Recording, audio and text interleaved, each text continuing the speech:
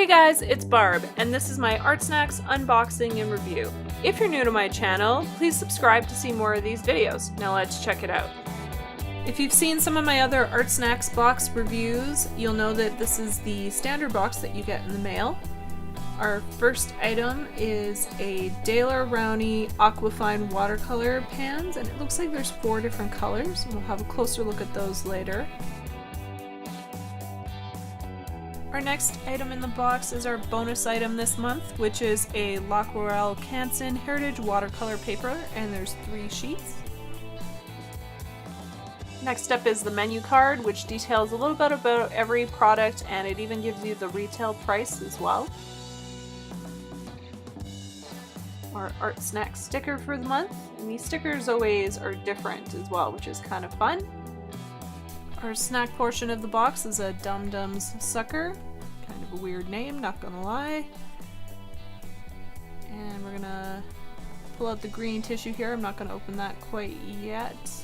And our last item here appears to be a brush pen.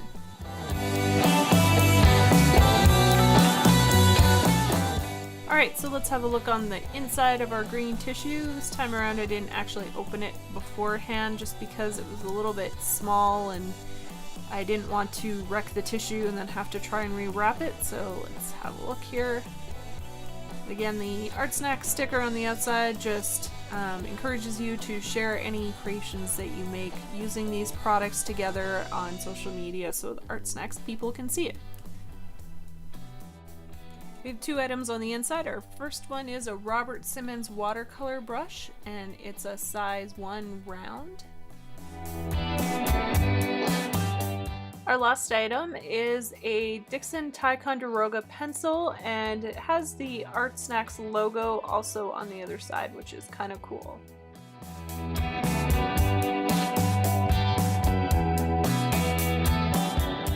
I'm going to start my drawing off using 2 of the items, the Canson Heritage watercolor paper and the Dixon Ticonderoga No. 2 pencil. I've had some experience with the paper before. We used it in the April Artsnacks box and I quite liked it, so this is a good cold pressed, sturdy watercolor paper. Even in the small sheets it seems to work quite well. It doesn't warp too much, which is really nice. This pencil is known as the best pencil in the world. I'm not sure if that's necessarily true, but it definitely is a great pencil to use. It has a really nice smooth core. It works quite well and it erases quite well. I haven't used it for anything in terms of, I'm just doing my preliminary sketch here, but I haven't used it for like a full-on drawing or anything. I don't know that that's necessarily what this is for doing highly rendered graphite drawings. Certainly could try to do that, but in this case we're just going to use it to do our preliminary sketch. I'm just going over top with the pencil, and some of my preliminary lines I've already sketched on top of here. That's just so that my drawing stays relatively clean and I'm not going over and constantly erasing. Sometimes with the more textured papers it's a little less forgiving when you erase. For our next step, we're going to be using the Simmons watercolor brush in combination with the Daler-Rowney Aquafine watercolor half pan twin sets. Since I've never used these watercolors before, I'm starting out with just doing some test swatches just to see the color, the consistency. This is always a really good idea to do if you're not familiar with a product or the colors of a product. As you can see, the dry version of these in the pans are quite a bit darker than what they actually end up being when they're wet. So this is a really great thing to do. I'm just using one of my sheets of the Canson watercolor paper, and I'm doing some tests with just like a wash and then testing out the brush and seeing what it's capable of using various marks in terms of thick to thins, shorter marks, and circles, that sort of thing. Just a variety of different types of mark making just to see what's possible with this brush.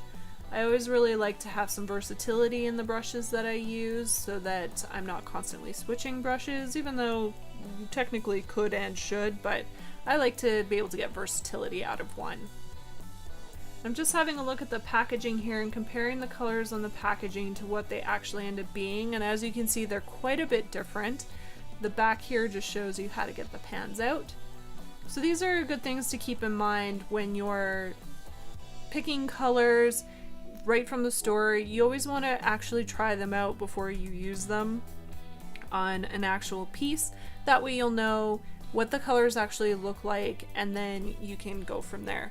Now, in all fairness, sometimes with packaging, the reproduction and the printing, sometimes it's hard to get a color match. That being said, as a company, they should probably be also trying to get it as close as possible. So again, just something to be aware of.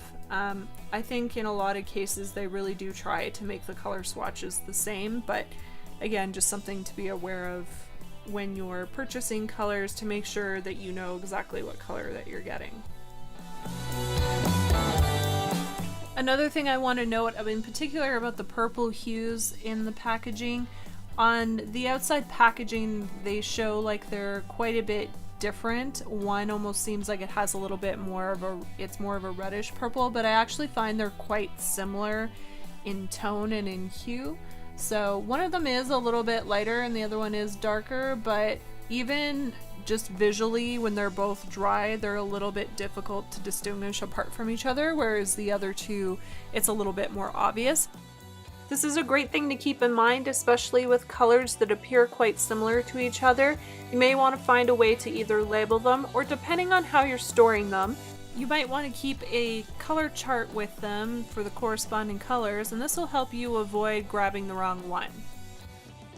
One of the really beautiful things about watercolor is that you can get a variety of tones out of one color.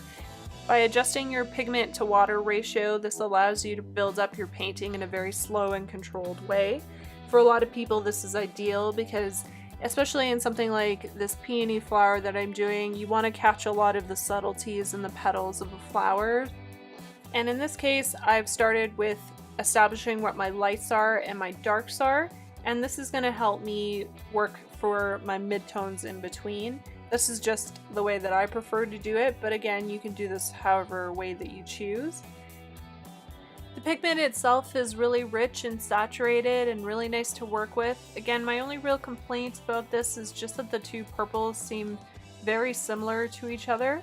I did notice online that some of the other people that receive boxes got slightly different combinations of colors, whereas these tend to be very, very close to one another. But that's not to say that there aren't other color combinations out there that you could try that would offer a little bit more versatility in terms of the range of colors that you're getting out of the twin pack. It does say that the two pans have been carefully selected from the same color palette intentionally. And I think this would definitely be in the benefit if you're doing something that was very monochromatic. You would definitely have a color that was already established as your light and one already established as your dark, and then you could just work both in between. I really like the magenta set in particular. I feel like those two colors are different enough from each other that you could get quite a bit of variety from them, which is nice. As far as the Robert Simmons brush is concerned, I like it. I think it holds the pigment well. I don't necessarily love it. I feel like the times I've tried the Robert Simmons brushes before, I like them a little bit better.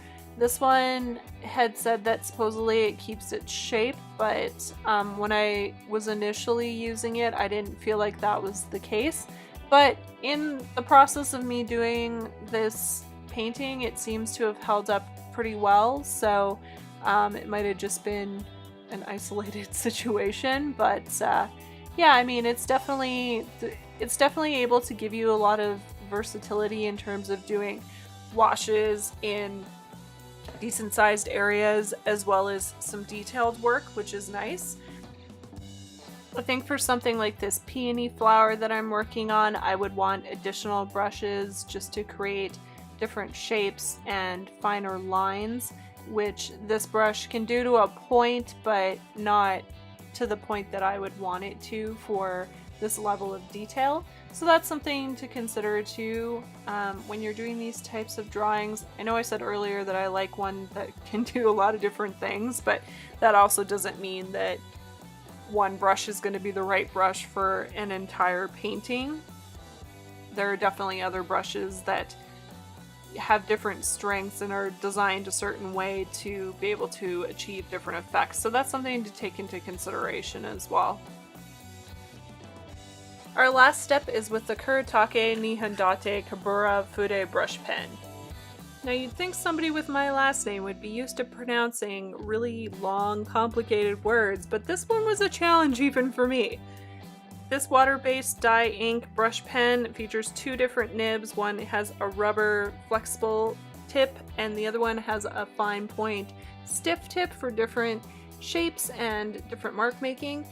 Also, because it's water soluble, you can add some water to it and create some ink wash and water-like effects with it as well. For that reason, however, it's important you use this as your last step if you're using it with wet media.